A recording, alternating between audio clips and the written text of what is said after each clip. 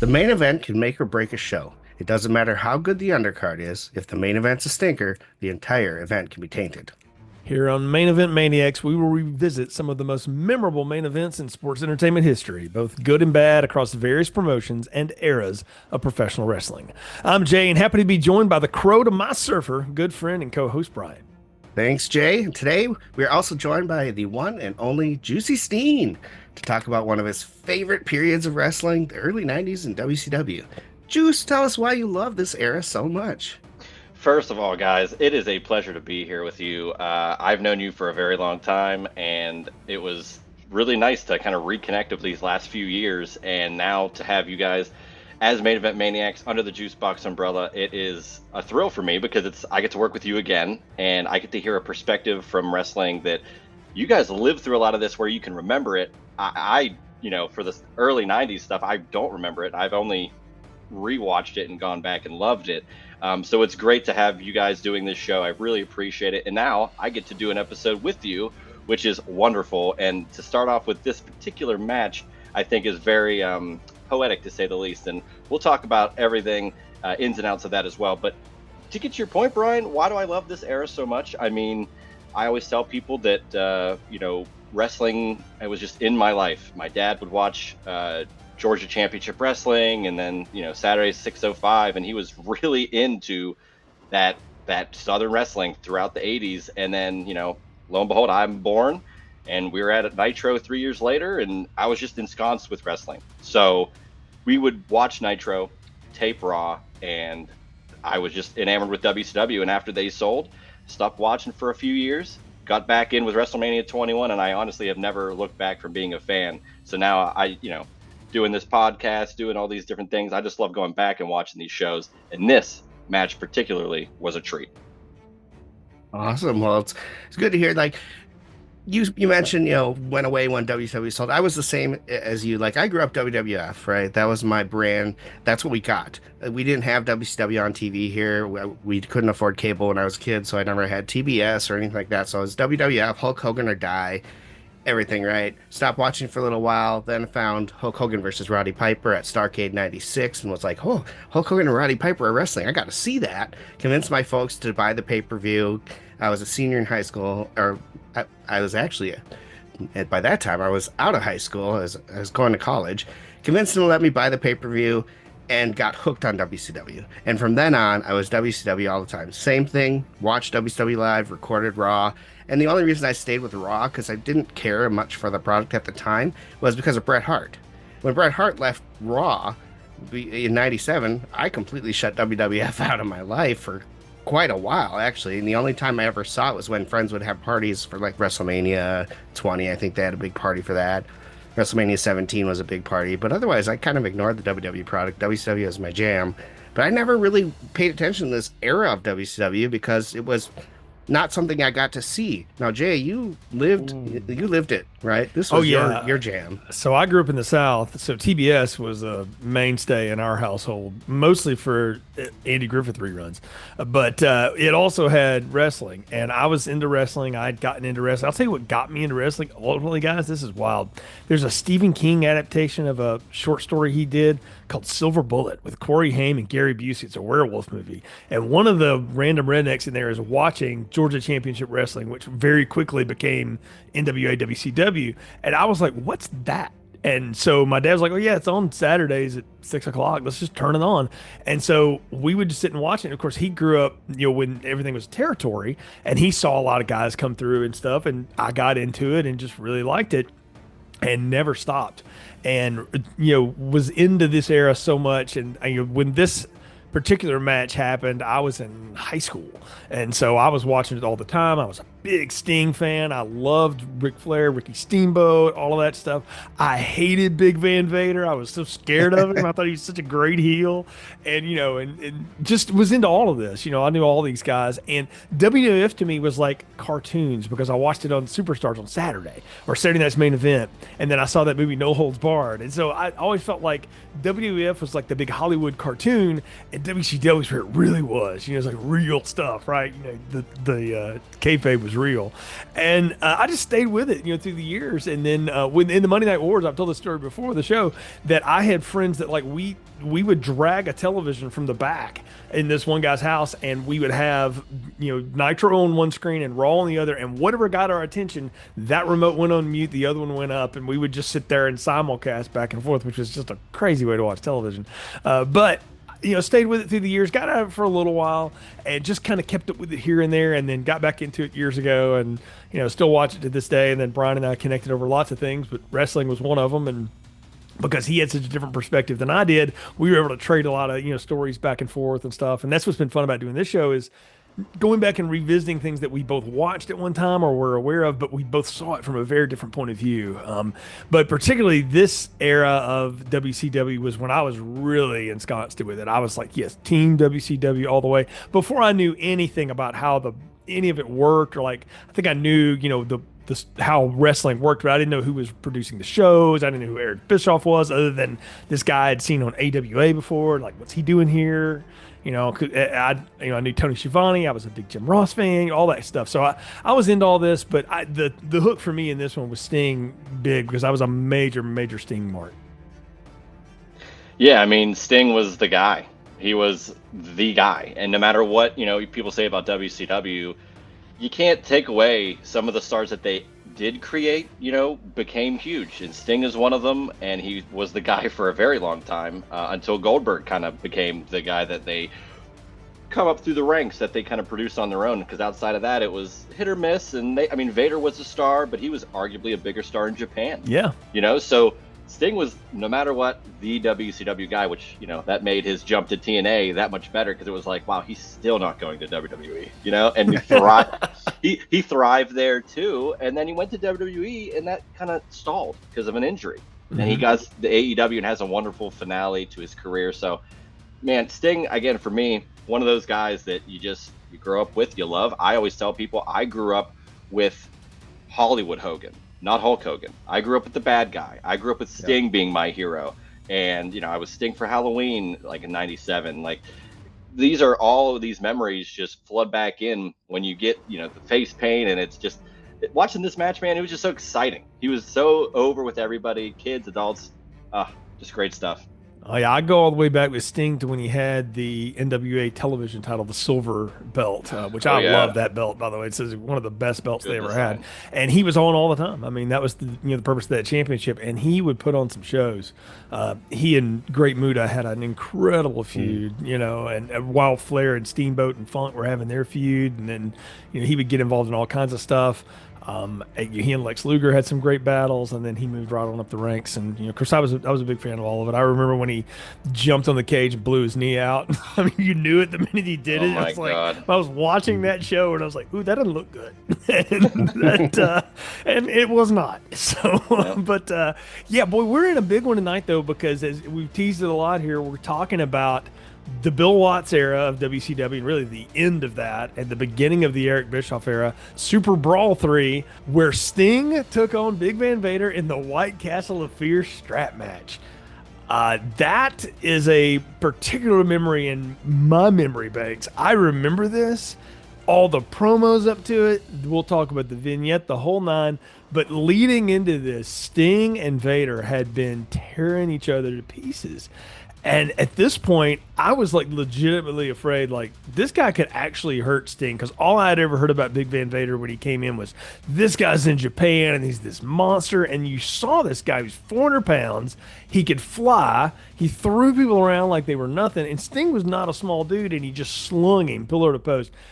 It was a formidable opponent, no doubt, and I distinctly remember when this one happened. It's funny to find out later that he was one of the nicest people in the locker room. You're like, this is the scariest dude ever, and he's all like, oh, hey, how's it going? And him and Sting apparently were like that. Like they were to the end. They had a table of three with DDP as well, I believe, on WWE Network back in the day. So check that out. Yeah, it's. I think you can see that on YouTube. I watched a little bit of that for background on this, and but I think that often is the case. The most ferocious guys are like the teddy bears backstage. Like this is how they roll. But Again, you got two guys that are great performers, and they're at the top of their game, and they're in the big blow off of their feud as it is. And I'm always amazed by like what the blow off match is. Like to me, that almost always was like a I quit match or a cage match or something. I don't remember many of them that ended in a strap match, or that had like the production quality, we'll say, leading into the strap match that this one got. I could only think of one that. person, Wahoo McDaniels. His finishing matches were always Indian strap matches. Yeah. But that's probably the only guy I can think of. Or outside of the Yappa Pie Indian strap match from Uncensored 2000. Let's try not to remember that one.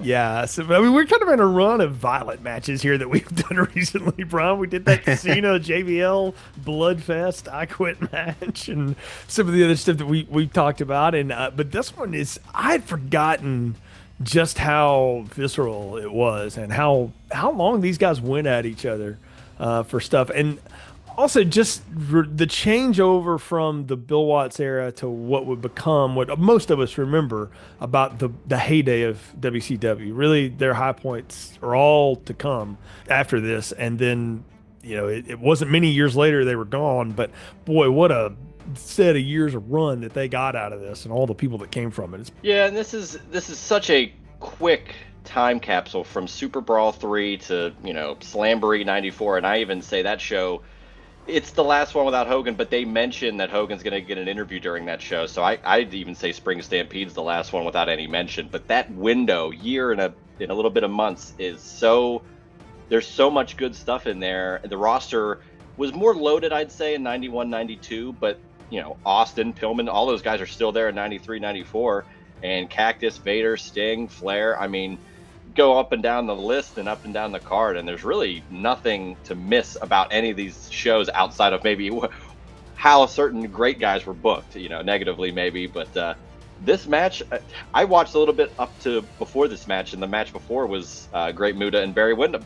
I thought, that was an interesting match. That there was no world title match on this show outside of the NWA world title that they're trying to reestablish. So you got a lot of moving pieces here, but when you see at the end of the show, executive producer Eric Bischoff, things are starting to turn for WCW. Yeah, we're going to get into all of that, but I'll mention this one thing about this era of WCW that I always remembered was I felt like they had great heels. They established great heels. One, the biggest guy in the company was the greatest heel of all time, Ric Flair, and so everybody had to follow that, but they would find these monsters. You mentioned Cactus Jack. The first time I saw Mick Foley as Cactus Jack, like his finishing move was to do an elbow drop outside of the ring on people and then just roll back in and let them be counted out. Like it was the wildest thing to do. And then you got Great Muta, who was just he looked so small, but he would beat the hell out of everybody in front of him. He'd chop them to death. He had that great reverse spinning kick. Him and Sting had some legendary matches off of that. And then, of course, Luger was such a great heel as just this cocky jerk and all this stuff. And Terry Funk came through and just talk about an uncontrollable force that he was at the time, but he was so good on the mic.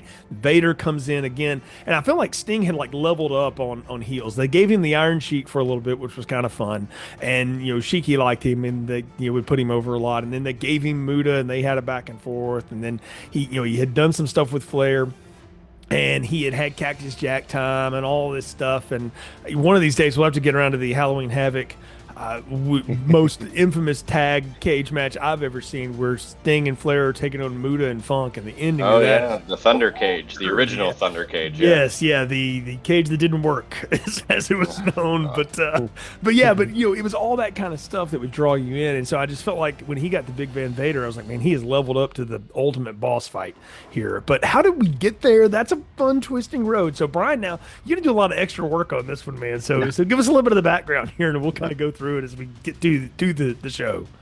This was the hardest build up I've ever had to write, because if you go to the wiki page for this event, there's nothing there. You should submit this to the wiki page, right? No, this would be good enough. Yeah. All right, so here we go.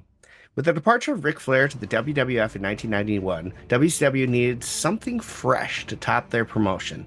Lex Luger was given the nod in July of 91, where he defeated Barry Windham for the newly created WCW World Heavyweight Championship.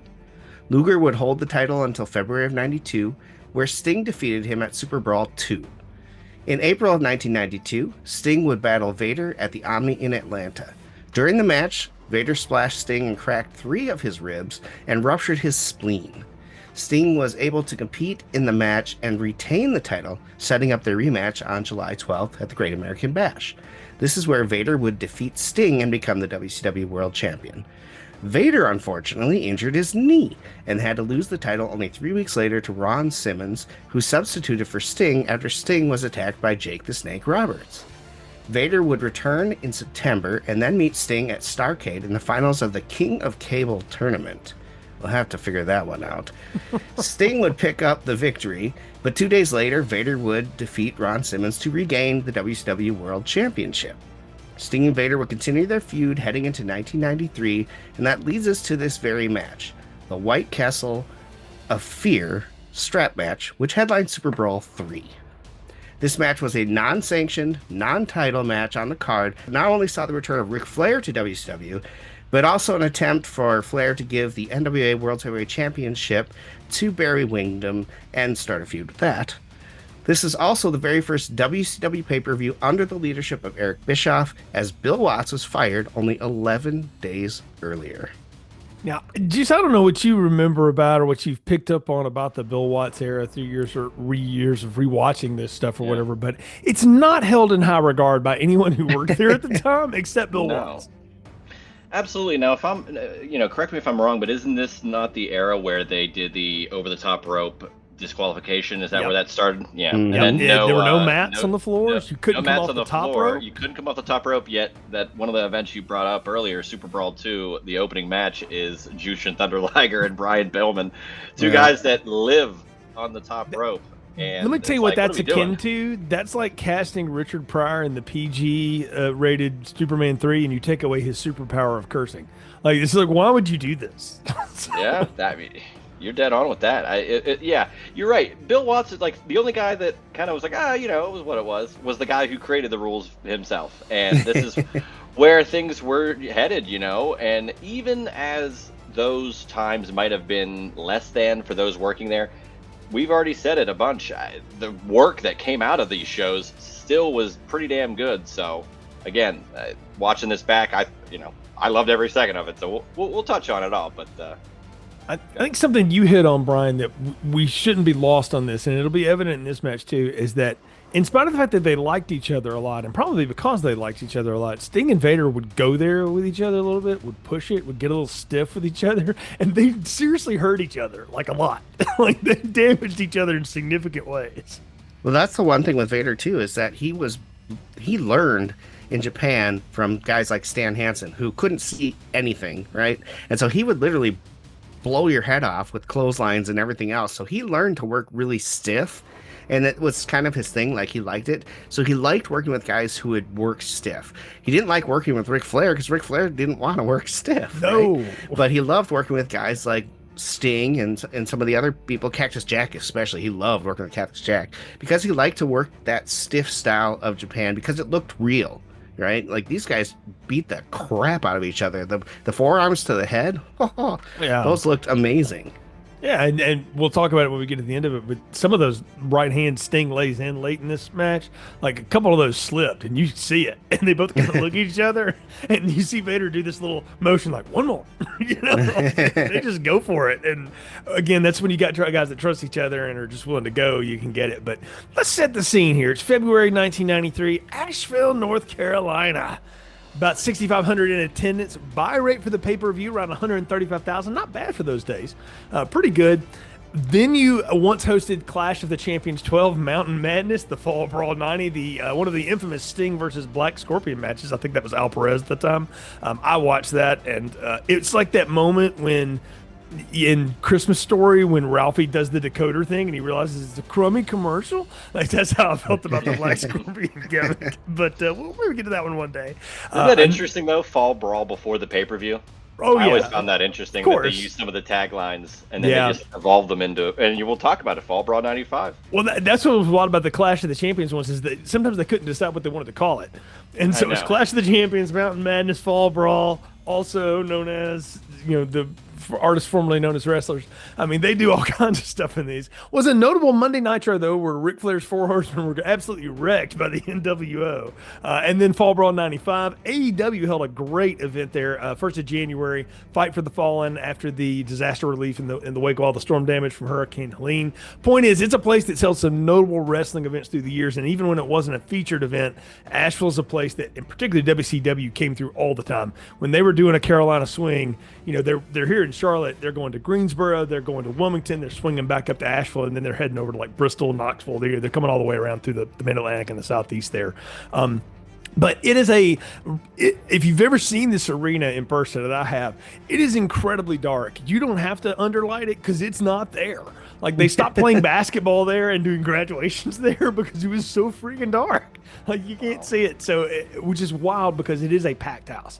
I mean, and there's something about small basketball arenas in the Southeast that they were built at a time when there's a lot of wood involved and a lot of metal bleachers, and all that stuff does is reverberate noise. So any bit of noise is going to sound great. And to the production's credit, they figured out, we got to mic this crowd up. We got to make sure that people can hear that on television, because it sounded like a raucous event the whole way around. And that to me is something that always differentiated this era of WCW from WWF. Was WWF felt very television and very produced and almost like it was too clean, whereas this, you know, it's like it was the perfect glam band, you know, that was Def Leppard, produced to death, and then this was the punk rock band that was just playing in the friggin' garage at the time. I wanted to add on real quick though. Fall Brawl '95. It's got a great Flair versus Arn Anderson one-on-one match, which they hadn't ever really done, and I won't spoil who wins. Go check that out. And then Vader famously was supposed to be a part of War Games, but left the company, so he's a part of the Nitro opening video, but he's not on any Nitros. He's not at Fall Brawl, which is very interesting to add on with Vader being a part of the match we're discussing. And the Johnny B. Bad Brian Pillman opener is incredible, so that I would check that out as well. But Fall Brawl '95 was a very interesting show, and I like that you put that in as little factoid about this show. Oh, yeah, you got to give the scene here. Our commentary teams, Tony Schiavone and Jesse Ventura. That was what I said when it came on. I was like, I forgot that. Oh, wow. And then Eric Bischoff's handling the interviews. Gary Michael Capetta as your ring announcer. Having worked as a ring announcer once upon a time, I loved Gary Michael Capetta. I tried to do some of that stuff, not nearly as well, but I loved the way that he brought people to the ring. And we got 7 other matches on the card. And I'm just going to go through these and see if you guys have any memories of these things. So you got the Hollywood Blondes, Steve Austin when he had hair, and Brian Pillman before they started pointing guns at each other. They defeated Eric Watts and Marcus Bagwell, probably freshly shorn Marcus Bagwell, in a tag team match about 16 minutes in. That one went a little bit longer than I thought it would. Yeah, and the Hollywood Blondes they're so revered now for both what Austin and Pillman did separately. And again, it's just such it's a testament to WCW, but just to see how much talent they had. And it's not that they didn't know they had talent, but they never could have guessed that Austin would have been the biggest star in the company, and like Cactus Jack's on this show, he would have been one of the biggest stars in the industry. Like, they never would have ever guessed the level of talent that they had until so far gone where they wish they would have kept them. You know, it's crazy in retrospect. Oh, yeah, and I remember when Brian Pillman came in because he was fresh off of his short NFL career, and his tights were Cincinnati Bengals. You know, but I thought he was so cool because he was a big dude. He was a tall, long dude. He played defensive end, but he could jump off the top rope, and he did all these cool flying moves, you know, and I thought that was awesome at the time. So, second match, you got 2 Colt Scorpio. Talk about going over on somebody we didn't know what we had. Chris Benoit in a 20-minute singles match. They tore the house down on that one. I don't know if you guys watched it, but it was a really good match. Yeah, I've seen this match a numerous amount of times. I'm also partial to I think, is it Slamboree '93? I think there's a tag match between these two guys are in the match. The finish is Scorpio doing that 450 leg drop, but he lands right on Benoit's head, and it was just like, file this under. Yep, that did it. Yet another reason. Yep, exactly. But no, it's fun to see. Davey Boy Smith beat Bill Irwin. And every time I see the name Bill Irwin, I think of one of my professors in college who had the same name, and he hated the fact that he shared a name with a wrestler. I think of the actor Bill Irwin as well. Yeah, exactly. But it's neat to see Davey Boy Smith here because I associated him with WWF. This was his first match, I believe, in WCW too. Okay, yeah, I was going to say got there. He was, yeah, and it was a squash. It's, about 6 minutes long. Cactus Jack and Paul Orndorff in a Falls love Count this Anywhere match. What I'll say about this is it's wild that you have a Falls Count Anywhere match in a pay-per-view where you're also going to have pretty much a Falls Count Anywhere match later on. But this one, I guess, counted because we had a ref. But Orndorff always they looked counted good. anywhere. Yeah, exactly. Orndorff did good putting over Cactus Jack. One of my favorite tag teams being a Southern boy, of course, the Rock and Roll Express, the Redneck Midnight Express, as they're known. Ricky Morton, Robert Gibson beat the Heavenly Bodies, Tom Pritchard and Stan Lane with Jim Cornette in between some Midnight Express times there. Love seeing Dr. Tom, anytime he get out there and do some work. But I love the double drop kick and always thought that was a cool move and a great way for those guys to go over.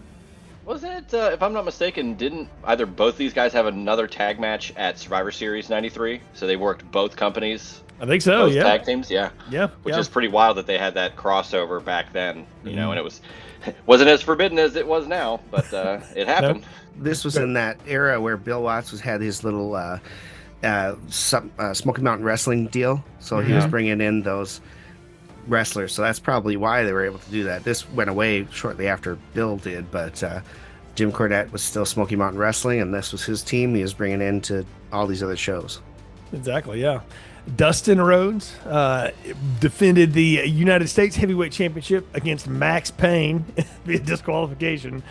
Not one of Goldust's best moments, but at the time he was getting over. He was doing okay. I liked Dustin Rhodes a lot. I always felt like he needed more run. I'm glad to see he's still working. He's doing great stuff, but I liked him. But this is kind of a forgettable match here, especially with the next two coming, because Barry Windham and Great Moody talk about beating the hell out of each other, beat the absolute hell out of each other. That is one of the stiffest clotheslines and spiked DDTs I've ever seen anybody take for a finish. What Windham lays on Muda there to win the NWA World Heavyweight Championship. Now, explain to me this NWA Championship stuff, Juice and Brian. What are we doing here? All I can say is at a point like in 93, it's Muda, like this is where it starts kind of, is Barry Windham gets the NWA title. I think Muda won it at the Tokyo Dome show, which I think was the first January 4th show, which now they do it every year. It's like the Wrestle Kingdom. It's crazy how it's still going all these years later. And at a point middle of this year, when the WCW title is kind of back on prominence and being defended more, Flair gets a hold of the NWA title, and at a point they're like, well, we don't know what to do. Like, we've got the NWA we're representing, and WCW still got this.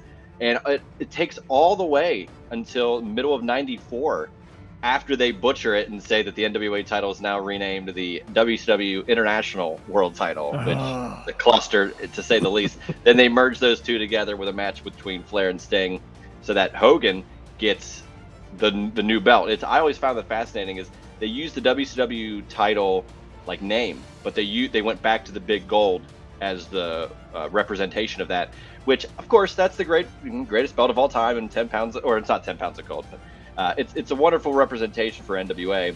I am partial to the WCW title that Vader had during this show. I love that design. There's only like 5 guys that wore it, but I'm very partial to that. So a year and a half, they didn't know what they were doing, and it's complicated going back. Yeah, it really is. I like the big globe one too. I thought it looked cool. It was a good look. But again, when I came up, Flair had the big gold belt. That was the one that I thought was cool. I'm also partial, though. I felt like the double eagle belt kind of beat all of them. That's a personal opinion. I love that belt. I always felt like it was the coolest one. But I liked Flair's. I thought it looked pretty neat. And but these guys put on a great match, for whatever convoluted version of the title it is right now. And it's a good, neat bit. But Ric Flair shows up too. You got to remember commentating the match, right? Yeah, yes, he is very badly too. Yeah. You got to remember too that this title belt hasn't been seen on WWE television since Ric Flair left. Like, he took the belt with them, and then they kind of dropped that NWA title for a long time. It was all defended in Japan, right. So Masahiro Chono became the champion, and then he dropped it to Muda right beforehand, and so this title came back when Flair came back. Yep. That's basically what it was. They went back to the original 10 pounds of gold. And that Chono Rick Rude match from Halloween Havoc 92 for that NWA title set back wrestling 35 years. So yes, it did. Do not watch that match. No. Cannot recommend. But if everybody who wants to bang on Bret Hart for not wanting to drop the title that would lead to the Montreal screw job, he wasn't the first one. Yeah, He didn't know there how you to go, lay out yeah. and give one up on the way out of the door. So That whole WCW International title piece is because the NWA dropped WCW Yeah. in September, right? And so WCW had their title and they weren't giving it back. And so the NWA was like, screw you, we're out of here. And that's why they named it that terrible international championship thing. I still don't understand that naming convention. They could have come up with something way better. it's like those times when there was a European champion, but none of the people that held it in WWF were European. European? You know? So, which may have been The the, one rib, guy I who don't know. could have been was the Bulldog, and they wouldn't let him win it. I know. Well, that's another That almost story. seems like a rib. It really does. I'm almost certain it probably was. But if there weren't more, people involved who are not with us anymore, people would probably admit to that. But they don't want to bully the dearly departed. But we're at the main event now. But before we get there, guys, we got to talk about the infamous pre-tape promo that leads us into this thing. That's like part on Her Majesty's Secret Service, part Fortress of Solitude, part really bad Leprechaun movie that never got made, Brian, and a lot of other stuff going on here with this promo. So I'm going to toss it to you first, Brian. Thoughts on this, and then Juice, you jump in because I certainly have mine. Well, it felt like they showed you 30-second clips and then went to something else, then came back and showed you another 30-second. It was so disjointed and awful. And was White Castle a sponsor for this or something, or they just called it that? Because I The don't only get it. thing that was White Castle of Fear is if Leon, also known as Vader, walked into one after a match. They were probably afraid of the order that was coming, but I didn't get that either. I took it as because doesn't he live in the mountains of Colorado? Yeah, he's supposed to be from the Rocky Mountains. Yeah. Rocky Mountains. So White Castle, just a big mountainous, cavernous thing that's got a lot of snow on it. And It that would have was been it. But would have been good to kind of explain that a little more, because White Yeah, Castle, I'm absolutely, thinking there's yeah. going to be some kind of big stack of sliders on a plate or something, and I saw nothing. I'm like, where did we come up with this name? It seemed weird. They could have branded the turnbuckles like they did for Halloween Would Havoc they? and Slim Jim or There you go. Right? anything. I don't think anyone from Turner called White Castle or Crystal at all about this. I'm certain when the restaurant found out, they're like, we're just going to let that go. They just didn't want to be associated with this. I'm with you, though, Brian. The part about this that gets me is that they cut it up. Like, you can see the whole thing now. It's on, Daily Motion and, Facebook and stuff. You can find the video of it, and all together it's about 6 minutes long. Why you would break that into 30 and 35-second moments, I don't know. Juice, do you have any idea why they did it like that? I would assume maybe they just I didn't watch the TV leading up to this, but I assume they just dropped certain bits throughout the weeks leading up to this show. And as terrible as it was, I mean, I don't know. I liked some of the shots. I liked Sting in casual clothes, getting in a helicopter and really doing that, and that seemed interesting at the very least to me. For granted, it's not the dumbest thing they ever had him do. Anybody remember RoboCop and Sting? Well, RoboCop, and then they do the spin the wheel, make the deal with Jake Roberts. They do that, and then we talked about Bulldog and Sting versus the Masters of the Powerbomb with they blow up the boats on the beach for Beach Blast 93. So they are not done. They are not done with these movies. And I think on 83 Weeks, a lot of the Conrad shows, they kind of go over these in great detail of how ridiculous they were, why they were pushed so hard to do them. Because a lot of people were like, we don't want it. In the company, we're we don't want this to happen, but okay, I guess we'll do it. This was at a time, though, in movie world, y'all. We're coming out of the 80s action era, where we're before Tarantino kind of changed everything for everybody in 94 and stuff. So we were still doing these kind of action movies. Bosworth was doing Stone Cold, and you had Stallone doing all these goofy things, and Schwarzenegger was doing his stuff. So this kind of felt like it lived in that world in some ways. It's sort of this low rent action movie. In fact, I'm surprised they didn't try to put Sting in one, at that point. Maybe they did and he just said no. I don't know. He was in Thunder in Paradise for an episode, I'm sure, the following year. Yeah. But before then, they hadn't done it yet. But they were capitalizing on him. What's funny is to hear him talk about, he's like, I thought this is the dumbest thing ever, but I was like, okay, this is what we're doing now. Apparently, Vader thought it was clearly they're having fun. What's wild is that the ending of it is that you got Harley Race over there, I don't know, being the hype man for Vader, which if there's anybody that didn't need somebody to hype for him, it was Big Van Vader. I don't understand that pairing of those other than just to have Harley Race on the show. Wow, so are you not a fan of that? Because I loved Harley Race as a manager. I thought it worked perfectly because he didn't. Of course, Vader didn't need it, but of a guy to even behind the scenes like wrangling a guy like Vader, Harley Race is the like. What are you gonna tell Harley Race no? No, I totally agree on that. Was I'm just saying Vader didn't need it because he could just get himself over. Well, but maybe that was the appeal is that the mountain Sting's got to climb is even that much steeper. I highly, highly recommend reading Vader's autobiography. But a great book, by the way. I'll have to check that one out. But I love at the end that both of these guys are holding that strap over the fire that can't burn through it.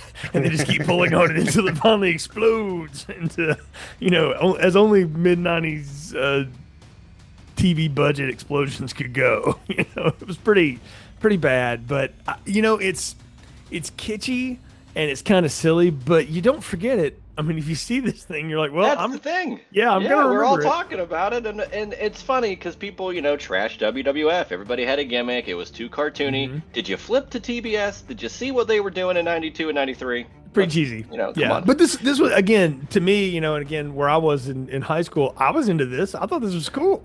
This is more adult than what WWF was doing by far. Oh, yeah, about 100 miles. And so I was totally into this. And we were watching this. My friend Danny had the pay-per-view, so I was over at his house. We're watching this. And I'm, of course, just, flipping out over it because I'm having a good time with it. And then they do the intros. And this is something that really hit me. And I don't know if you caught this time, Brian. So Vader comes out with his whole thing, and he's got his big helmet and all that stuff, which I always thought was really scary and kind of looked like a cross between one of the black suited TIE fighter figures you could get from Star Wars and Darth Vader and I don't know, the Elephant Man, all kinds of stuff he had going on there. But then Sting comes out to a different song than what he usually does, and it sounds like the low-rent ripoff of Kiss's Heaven on Fire. And I couldn't find out what it was because apparently it's the only time they ever used it. But if you listen to it, I swear it's just a ripoff of a Kiss song. It's pretty wild.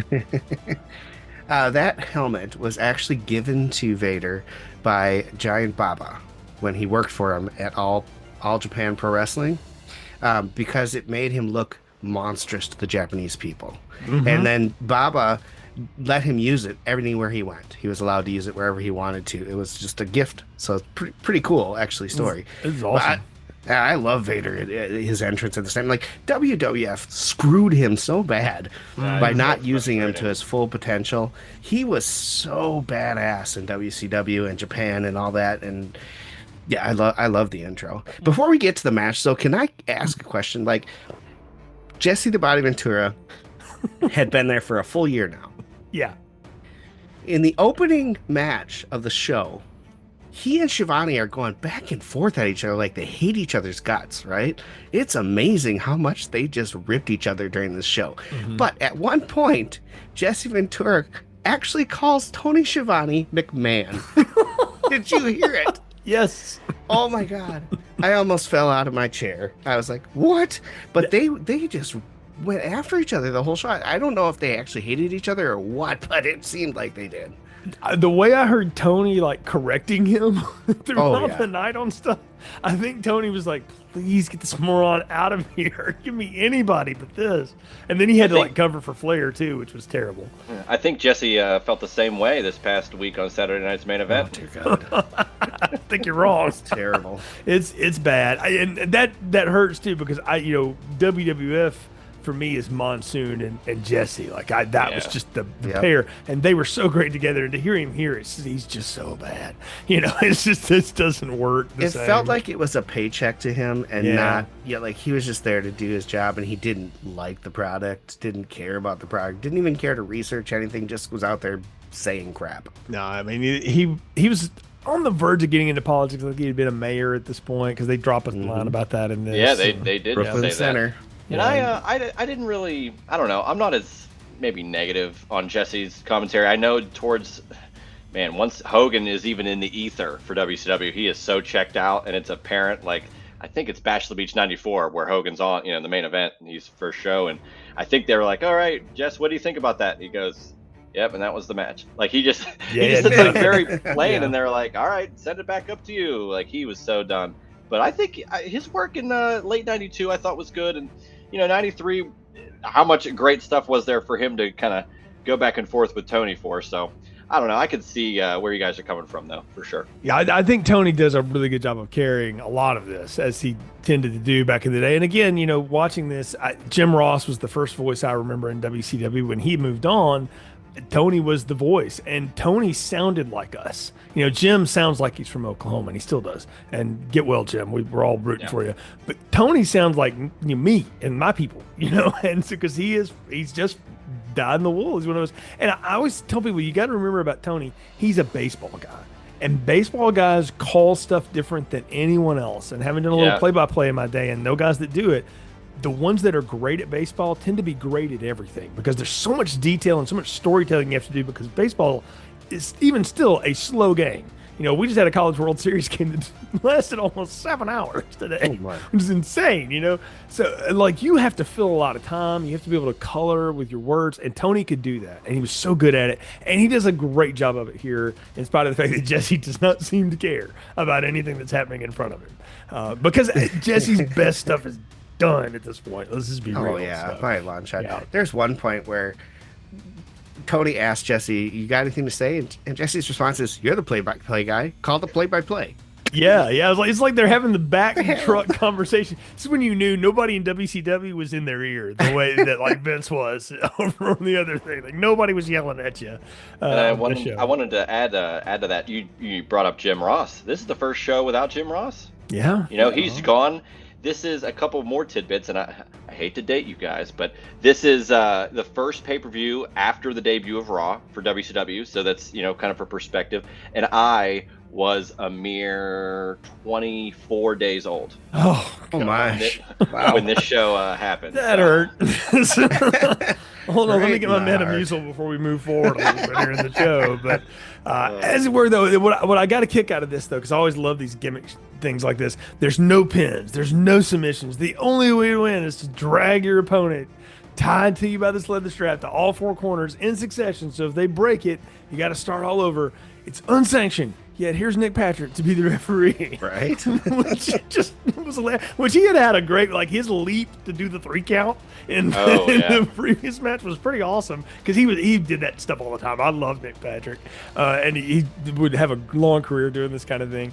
But I liked him. I liked Tommy Young a lot. Saw him a lot. Of course, Teddy. But Nick Patrick was a guy that I just felt like got it, But I was always amazed. I'm like, why is he there? Why is he not just on the outside to go 1, 2, 3, 4? What does he do in the ring? Right. And now I know, he's there to but... take a bump to set up the end. That's what it's there to do. Yeah. Absolutely. He's absolutely the third dance partner in this. Yeah. And now, like I said, they have the lights in WWE. They do where you touch the turnbuckle and it shows the light for the guy. And maybe that's too here's how it works, everybody. But, it's kind of confusing, especially with WCW strap matches. Multiple WCW strap matches past this match ended with pinfalls. So that tells you everything you need to know about that. And one other note on Nick Patrick. Big fan of his as well. However, he might have had the most annoying cadence as a referee I'd ever seen. It was always super slow. He'd flip his wrist. His arm would go back. And I'm dude, these guys are kicking out immediately if you're not telling them, hey, wait for my cadence to pick up. That was his gimmick, though. That's why you knew it was a Nick Patrick match because of that flourish he put on that whap, whap, whap, and that it was fun to watch. Nobody did it like that. So that is true. You give can't him deny that. Yeah, you had him, and then you had Teddy Long, who was always known for the fast count. That was Teddy's gimmick. I'm gonna come in and hit you with boom, boom, boom, and it's over. He talked just like Teddy, he counted just like that. But this match, man, y'all, I forgot how brutal this was. You've got Vader's overwhelming physicality. He's doing short arm clotheslines by dragging Sting in with the whip and just belting him. Then Sting is doing all of his athleticism. He's getting to come off the top rope. We're getting splashes. We're getting all of it, and they're whipping the hell out of each other. And I don't know, man. I give both these guys credit for really going at each other with that whip, using the outside of the ring, ducking each other through the guardrail. I know that's kind of a played out thing now, but back then that was a big deal when that happened to somebody. And you're like, oh my God, I can't believe that happened. It was a very violent match, which WCW was known for a lot of in-ring technicality and stuff, but they were in a transition time with guys like Cactus Jack and Funk had been there and now Vader. where there was a lot more of this very violent stuff happening. And then you had guys like Sting that would go along with it too as baby faces, Absolutely. but could get just as raw. And that's why, God, Sting and Vader are like the perfect opponents for each other. The matches that they've had, you brought up Starrcade and Great American Bash '92. They have another great match at Slamboree '94 for the international world title. But it's a unique take on David versus Goliath, because David is pretty damn tall. But he's so formidable, and these guys are like the perfect dance partners. And like you guys said, with Vader being stiff and like laying his shit in, Sting was all about it. He was like, let's go, let's do this and make this as damn real as possible. And they didn't care what the consequences were. Yeah, you saw that in this match for sure. And if I'm not mistaken, I think they both got color the hard way. I'm pretty sure the one No, on no, no, Sting's no, no. forehead was No, pretty no, no, rough. no, no. Oh, wanna you hear- did I miss the blade? You wanna can hear see the pro- blade plain as day missed when it. he does Okay. it. It's when they're in the corner and Vader keeps hitting him with the forearms in the face, and he keeps bending over, and then he hits him again, and then Vader walks away and he bends over, and you can see him with his other hand just slice himself right there. It was completely obvious. Now, Vader, I think, cut himself right behind the ear. That when thing he took wore, the that mask head off. protector, I think Yep, pulled I think that when ripped him. Sting caught him once. Yeah, so Now, I do want to add, is there anything else in the blading realm you guys were going to discuss? Because No. that might be dropping some knowledge if you guys weren't going to bring oh no, it up. please do. So you did mention how they got some hard way, and I would wager you were assuming the straps to the back were hard way. Oh, yeah. Yeah.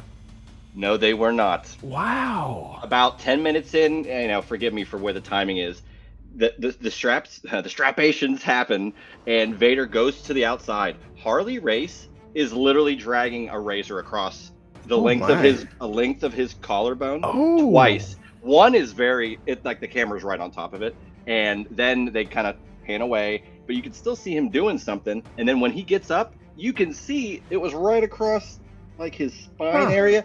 I saw that for the first time a few years ago, and I was floored. I've Oh seen man. blading itself, of course, is always such a unique piece of this business, Mhm. and everybody's done it, and everybody's foreheads is gashed and whatnot have you. But the dedication to be like, hey, we're doing a strap match, so my back needs to be maybe a little bit beat up. Let's do that. And Harley Race, Vader, like these are sick guys to do that. Big So, dudes, too, to be I- cutting up I like would- that. you guys should go back, check it out. I'm going to and, have to watch that now. Yeah, because I missed did that. not see I that. saw Race like doing something, but I felt like he was giving him like the old manager like pat down. Maybe that was how he was hiding it out. But It wow. was nuts. I was That's- like, oh my Wow. Well, god. I'll say this about Sting, and when he had the face paint going before he got into Crow Sting time, when he was doing the surfacing stuff, when it started to peel a little bit and he would Yeah. get cut sometimes, man, it looked great. It looked like a horror movie. I mean, it really Yeah. did. And if you've ever cut your face when you're sweating, which I've had the distinction of having done that before, and I won't explain why on this show, you bleed profusely. Like in this instance, you're pumping it out. Yeah, you're like Flair. Yeah, exactly. It's all over, and with that blonde hair, and he's got the orange tights, which are some of my favorite Sting tights. Yeah. It's all. I mean, they are really going at each other.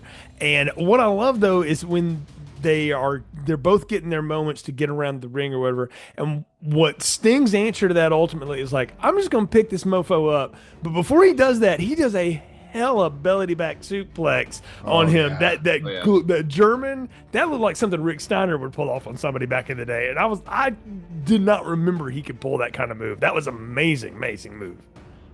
Yeah, he showed his strength hard in here. Like he did a couple of follow-away slams and carried him on the back and fell backwards like a Samoan slam. Oh, Him that was carrying awesome. around at all. I'm like, how is yeah, his carried back him- not broken?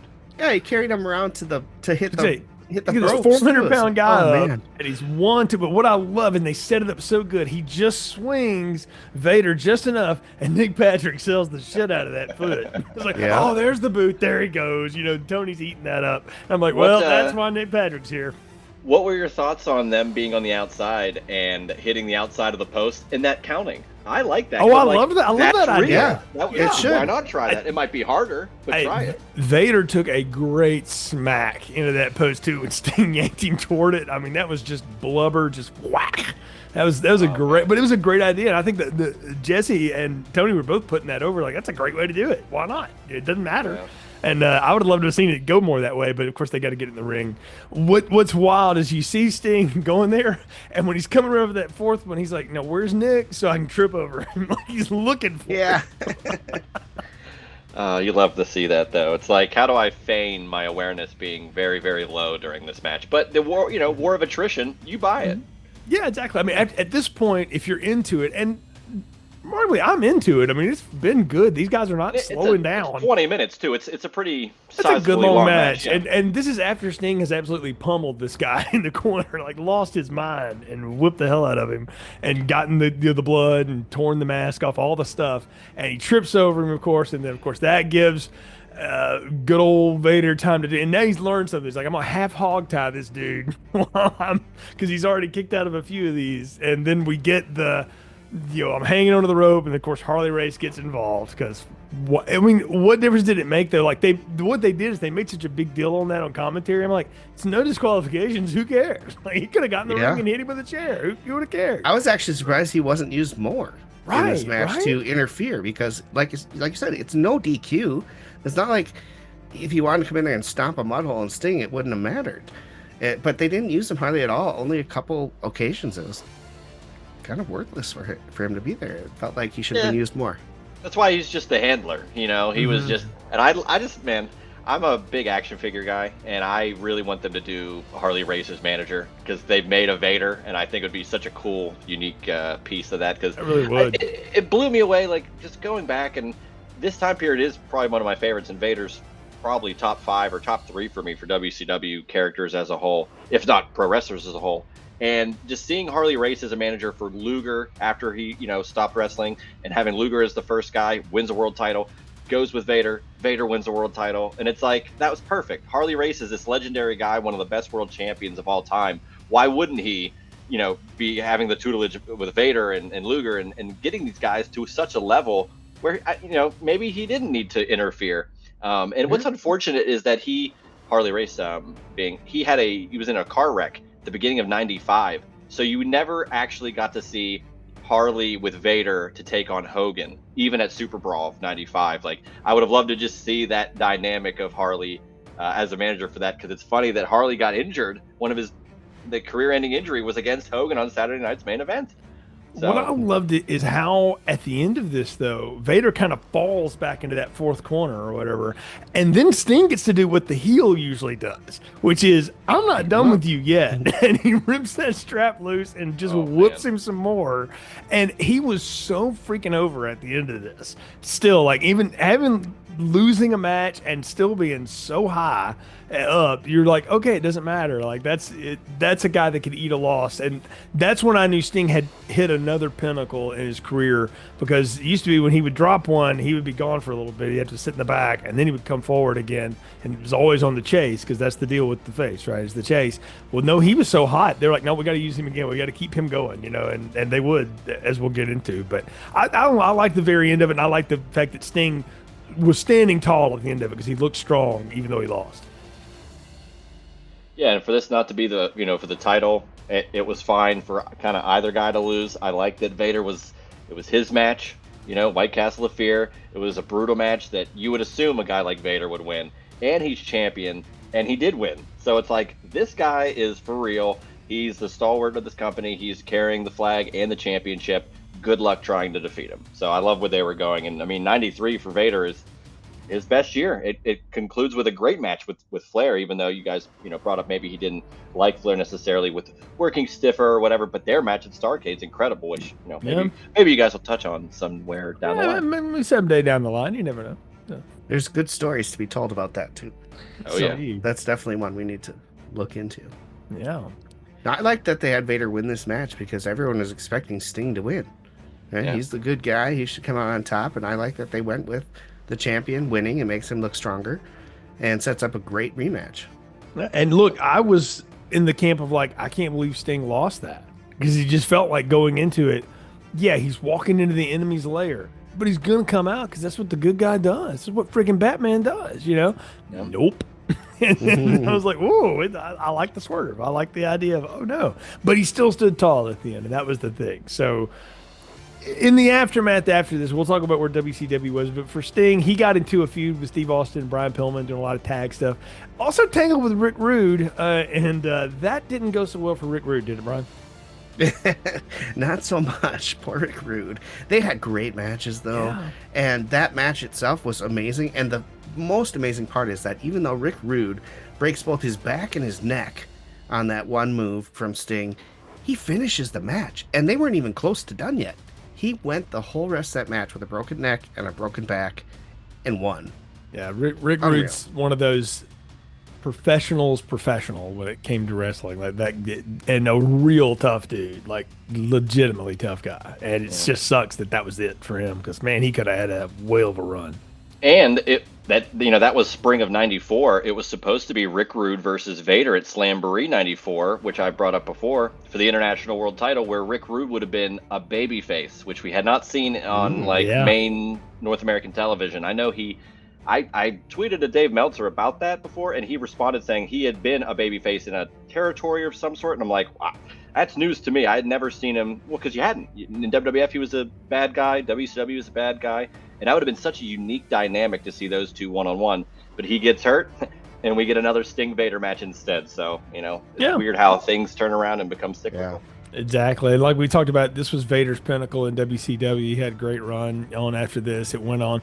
But, things were changing for WCW. As we said, Bill Watts was out, a week and a half before this was over, and that ended the Smoky Mountain Wrestling working agreement. And so Jim Cornette would start doing WWF stuff and would be an advisor to Yokozuna. Remember that?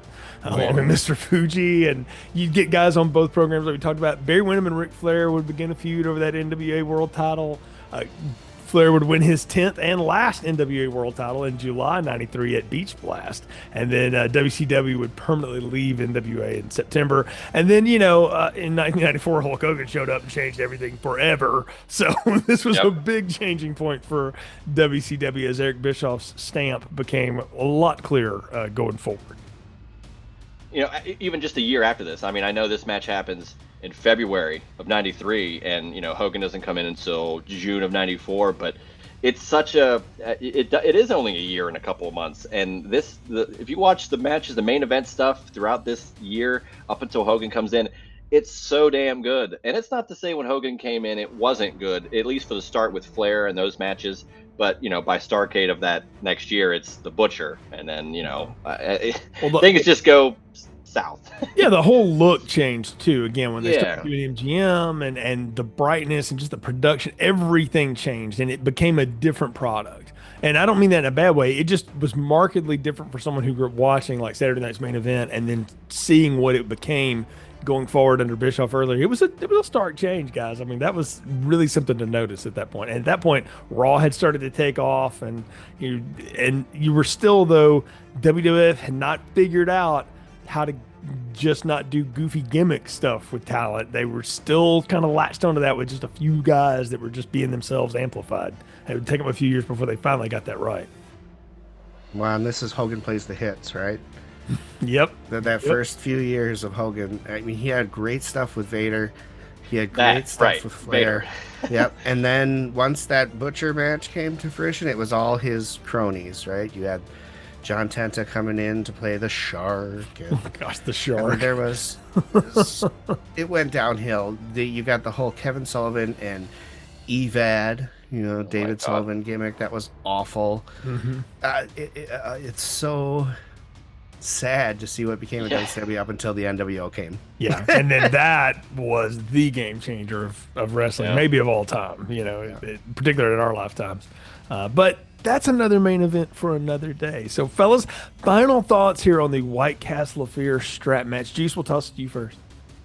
Oh, man. To rewatch this was just a nice trip down memory lane, as is with the majority of WCW that I go back and watch. Because, like I said, I was always a fan of WCW, but never got to see any of this stuff pretty much live. I remember stuff from like 97, 98 maybe live, but outside of that, all rewatches. So it's great to get a match like this, so brutal. And when you see what happens at Havoc '93 with Cactus and Vader, people say like, well, that really changed how, there was some hardcore wrestling in WCW. And then in '94, they do those tag matches. That was This is way earlier than that, and this is pretty damn hardcore. So they were getting the wheels in motion for kind of changing what was kind of allowed on WCW programming. And like you've said, Jay, all this whole time, WWF competing with, it's so polished, it's so kid friendly. You watch WCW, you tune into this. If you watch one pay-per-view and you watch SuperBrawl 3 and you go, those guys beat the hell out of each other, I can't believe I'm even watching WWF right now. It might turn you into a WCW fan. And stuff like that is why I just always go back to it and why I'm such a big fan. There's so much that hooks you in and it makes you appreciate having the alternative to World Wrestling Federation or entertainment. Yeah, this match was fun to watch. I'd never actually watched it before. So this is the first time I've actually seen this match. I haven't watched a whole ton of the early 90s WCW. I actually have been getting into trying to watch it at night when everyone else is asleep. And I use it to fall asleep. Sorry. But some of it will do that for you, I'll promise. Well, I agree. Tony Schiavone just has this wonderful announcing voice that helps me fall asleep. And I think it's because the baseball play-by-play. Yeah, because I can put a baseball game on and fall asleep because that noise, that commentary always does it for me. But anyway, I do try to watch some of this older stuff now because I missed all of it as a kid and everything else. It wasn't available to me. And I kind of want to go back and see that, This was fun. I enjoyed it. The card itself, there was good. There was some really and I got to tell you, the Schiavone Ventura team does nothing for me. Nope. I'm sorry, but Ventura is past his prime on this, and it just feels like he doesn't give a shit. And I know when I went and watched Super Brawl 4, that was Bobby Heenan's first show, I think, with oh my God, what a difference. And he was overplaying his hand like, this is the greatest thing I've ever seen. This is the greatest wrestling I've ever seen. That's classic Heenan, right? But those two were so much better than these two were. And so that kind of hurt the show, I think, a little bit for me because I just didn't get into the commentary. And the fact that they were just bitching at each other back and forth the whole show, like, oh my God, what the hell is going on here? But anyway, a fun match. I enjoyed it a lot. I definitely want to go back and check out some of the more of the matches that these two had because I think that'd be fun for me. Yeah, Sting and Vader is definitely one of those feuds. For Sting in particular, I would say go back and watch. And even for Vader, too. I don't know that he found a better opponent, in WCW in this time than he had with Sting. And they did this stuff every time they got in the ring together. Like I said, they all walked out injured when it was over. Like, not hurt, injured. So they would go there with each other. But this was a fun trip down memory lane for me because I remember it when it happened and then watching it again and being reminded of just how far they would go with it. And you're not wrong, Brian. A lot of this show is pure trash. And it was built to be that way, though, because it was really built around two matches, and it's the two at the end. I think some of the early guys gave some good work in there and did some stuff. The middle kind of drags a tad. The Rock and Roll Express Heavenly Bodies tag match is fun. It doesn't last very long, which is why it's so much fun. But those two ending matches, Wyndham and Muta, Vader and Sting, totally worth it. And this Vader and Sting match, for all the kitschiness to lead up to it, like when you have that kind of a promo, I'm expecting some real shenanigans in the match. And nope, we just got an old-fashioned whoop it up strap match, and these guys really went for it. It's a lot of fun. Do recommend people checking it out and checking out this era. And I'm with you. I was in my head wondering, like, I wonder what this sort of sounded like with Bobby Heenan there with Tony. Like, I think it would have been a little more enjoyable because I didn't love Jesse on this, and I don't think he wanted to be there either. So, and thankfully he wasn't much longer as it worked out. But I'll join you two, though, that even though I wanted Sting to win and I was surprised he lost, I'm glad they booked it the way they did because it gave them places to go. And the way that they ended it, it was really smart. And having only been on the job for 11 days, I don't know how much input Bischoff had on the way all this went, but anything he did that set this in motion, it was the right call to make. And it wouldn't be the last time he made good calls before he started making tremendously bad calls through the thing. And it's nice to hear, Brian, that you're watching shows like Super Brawl 4 in your free time, because that's all I do. Plus, a plug for the WCW channel on YouTube. They just upload full-fledged pay-per-views, and that's the best way to do it. And now they're getting a full audience that might have never watched it because not everybody has Peacock or wants to watch it. But if you just see it in your feed, let's click on it. Let's watch it. And you get a lot of good stuff. Brian, I'd recommend going through like everything from like Clash 4 through like 11 or so. There's some good stuff in a lot of those. There's also some really infamous stuff that maybe we'll get to one day on this show, but there's some good stuff in there, some really good matches along the way. Clash 6 holds a real personal place for me because of the 2 out of 3 falls match and the fact that it was bold enough to go up against WrestleMania and they tried to run it out of the Superdome and nobody was freaking there. And that was what was wild to see on television. But we didn't do pay-per-view back in those days, and I didn't know my friend at the time that did those, so guess which one I was watching. But anyway, another show for another day here on the Main Event Maniacs. Of course, you will find this show on this very feed from time to time, and you can feel free to connect with Juice himself. Juice, tell people how they can follow you.